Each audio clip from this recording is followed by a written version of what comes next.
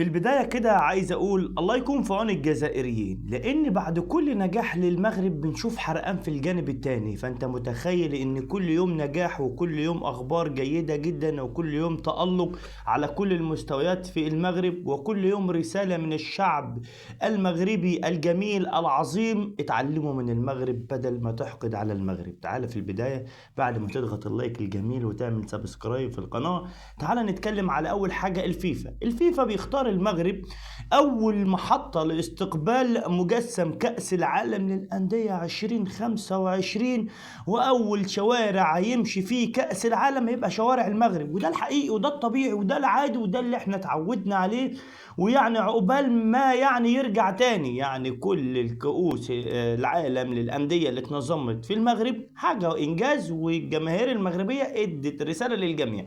على الجانب التاني تعال نشوف رشيد الطوسي اللي قال لك ايه: حان الآن أن يحقق المنتخب المغربي لقب قاري في ظل وجود أسماء بارزة مؤهلة لإهداء المغرب إنجاز جديد. وأنا هنا عايز أقول لك ما شاء الله الله أكبر على الجيل اللي موجود الحالي. الجيل اللي موجود الحالي لو في شوية إنصاف من كرة القدم، الجيل ده يعمل تاريخ كبير جدا، يعمل تاريخ. لأن عندك أسماء، احنا النهاردة بنتكلم في أشرف حكيمي بيتوج بجائزة الأسد الذهبي لسنة 2024 في الاستفتاء بتاع جريدة المنتخب. مفيش بقى أفضل من كده. خد معايا تألق إسماعيل الصبيري عامل ارقام جامده جدا. تعرف ان الصبيري دلوقتي على رادار ارسنال دلوقتي في دماغه ان الصبيري يبقى موجود معاه في الانتقالات القادمه. انت متخيل الارقام؟ لعيب لسه صغير حرفيا، وعنده الارقام الكبيره جدا. ده ما شاء الله الله اكبر. قول الله اكبر، قول ما شاء الله.